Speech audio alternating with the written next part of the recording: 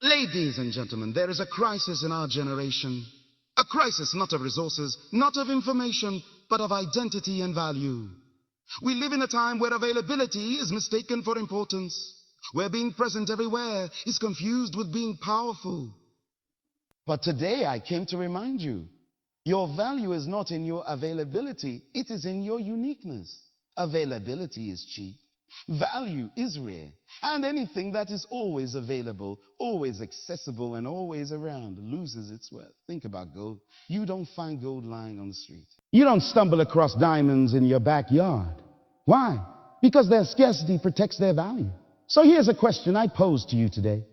Are you valuable or are you just available? Too many people are busy being seen, busy saying yes, busy being accessible to everybody and everything, while losing themselves in the process. Just because something calls for your attention doesn't mean it deserves your presence. If the enemy can't destroy you, he'll distract you. And the most common distraction is false obligation. Your purpose will never require you to be everywhere. It will require you to be effective where you are called. You see, people will not treat you according to how much you give, but according to how much you guard. And when you guard your time, your mind, your body, your energy, and your gifts, you begin to move from being common to being consecrated. In a world driven by instant access, where people are praised for being constantly reachable, many have mistaken availability for value. But the truth is, value comes from scarcity, not accessibility. Anything that is always around, always easy to get, and always saying yes, eventually loses its sense of importance. This principle is woven into the very fabric of nature. Consider gold. It's not valuable because it shines. It's valuable because it's rare. You don't stumble across gold on the sidewalk. You don't find diamonds growing on trees. The reason they are treated with care and reverence is because they are not easily found, not easily reached, and not given away carelessly. The same applies to you. If you're always available to everyone, you begin to spread yourself thin, diluting your uniqueness and power. When you make yourself too accessible, people begin to assume they can reach you at any time for anything with no cost. Over time, this leads to your presence being taken for granted. You become predictable, and predictability breeds familiarity. And familiarity unchecked leads to disrespect. Not because people are evil, but because human nature devalues what is always at hand. Availability should never replace intentionality. You were not created to be constantly present. You were created to be purposeful. Your presence should be meaningful, not habitual. Your energy should be intentional, not scattered. When you are valuable, you learn to protect your presence, because not every invitation is an assignment, and not every opportunity is aligned with your destiny. Think of the most respected leaders, thinkers, or innovators. They are not the ones always popping up everywhere, attending every event, or answering every call. They are selective, strategic, and purposeful. And that selectivity creates anticipation. Their absence speaks, and when they do show up, their presence carries weight. Why? Because people value what is not easily accessed. If you want to be respected, don't make yourself too common. If you want to be remembered, don't always be available. People invest in what they can't easily touch. They chase what's not easily caught. When you discipline yourself to pull back, to say no, to be silent, and to be unavailable for the sake of growth, you create demand for who you are and what you carry. You are stewarding your time, your presence, and your gift. You are guarding your value like a vault holds treasure. Not because the treasure is unwilling to be shared, but because it is too precious to be wasted. You must master the art of selective access. You are not here to be everything to everyone. You are here to be impactful to the ones you're called to. Value is never about being busy. It's about becoming rare, focused, and rooted in purpose. So stop selling yourself short by being constantly available. Your rarity is your strength, and your strength is your value. Purpose is not fulfilled through constant motion or being present in every space. In fact, the more you spread yourself thin, the further you drift from your true assignment.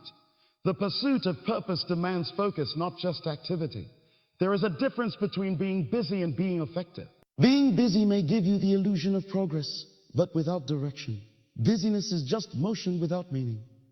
Too often, people confuse doing many things with doing the right things. But real purpose requires you to be strategic, intentional, and deeply aligned with what you are actually called to do. You were not created to say yes to everything. You were created to say yes to the right things. Purpose has a path, and that path is narrow. It doesn't make room for every distraction, every demand, or every opportunity. That's why it's so critical to understand that not all good things are God things. Just because something looks promising doesn't mean it's purposeful. When you begin to live by design instead of default, you stop chasing every open door. You start asking, is this aligned with who I'm becoming? Rather than, is this available to me? Some people will try to pull you in every direction. Their emergencies, their agendas, theirs. But the truth is, every yes to something unaligned is a no to something that could be destiny defining. You can't afford to keep trading your focus for the fear of disappointing others. You weren't sent to earth to please everyone. You were sent here to complete an assignment. That assignment requires your full attention, not fragmented energy. Purposeful living demands clarity, and clarity breeds discipline. Once you are clear about what you are here to do, you stop trying to be everywhere. You stop trying to prove yourself. You stop seeking applause, and you start seeking alignment. Because when you're aligned, you're empowered. When you're aligned, your presence becomes potent. You no longer have to be loud to be effective.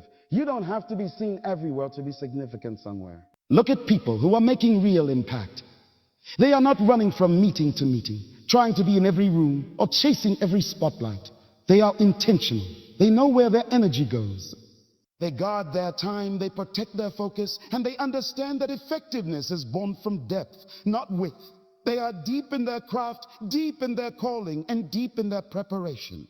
That is what purpose requires. So if you're constantly available, constantly shifting directions, constantly saying yes out of guilt or insecurity, you are robbing your purpose of the focus it needs to grow.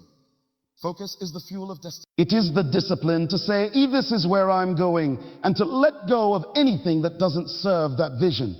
Your assignment doesn't require you to be everywhere. It requires you to be exactly where you are supposed to be, doing exactly what you were born to do. Respect is not demanded. It is commanded through how you carry yourself. One of the most overlooked truths in personal and professional life is that people do not treat you according to what you give. They treat you according to what you guard. When you make everything about being present, being available, being constantly responsive, you unintentionally teach people that your time, your presence, your energy are things to be taken lightly. But when you learn to guard yourself, your schedule, your boundaries, your purpose, you shift how others perceive and engage with you.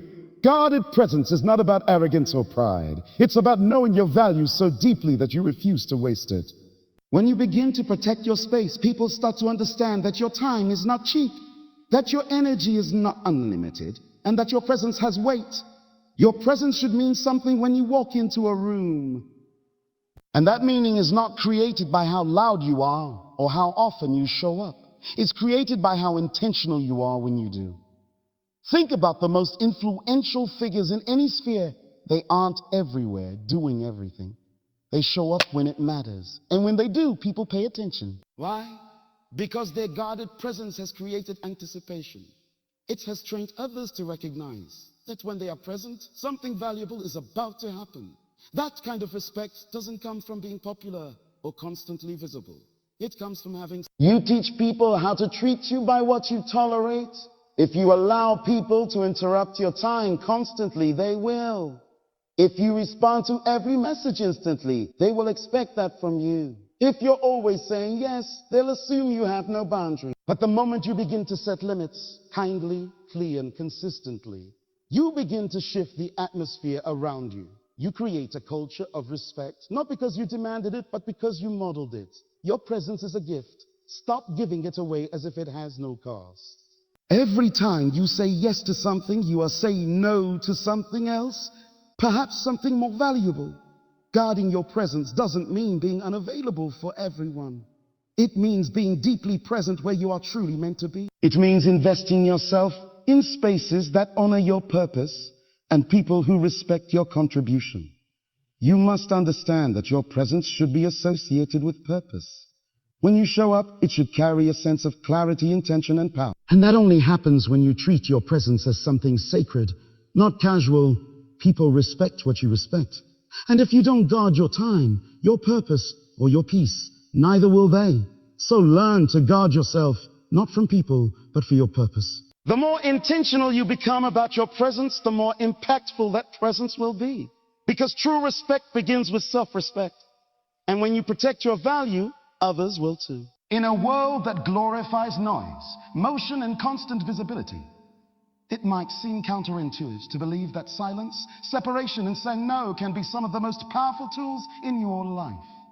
But the truth is, not every battle is worth fighting. Not every invitation is worth accepting. And not every voice deserves a response. There is wisdom in knowing when to engage, and greater wisdom in knowing when not to. Silence is not weakness. In fact, silence is often the language of strength. When you're silent, you create space to think, to reflect, and to hear what noise would drown out. Some of the most important decisions in life are not made in chaos, but in stillness. Growth doesn't happen in the spotlight. It happens in the shadows, in the quiet places, in the hidden seasons where no one sees you. But everything in you is being transformed. Many people fear separation because they associate it with loneliness or rejection. But separation, when done with purpose, is a strategy. It is in separation that you gain clarity. It is in distance that you begin to see what was distracting you, draining you, or diminishing your potential. You cannot elevate while you are in. There are times when you must pull away, not because you're bitter, but because you're building. Not because you're arrogant, but because you're aligning. You cannot build something meaningful if you're always responding, always entertaining, always showing up out of obligation.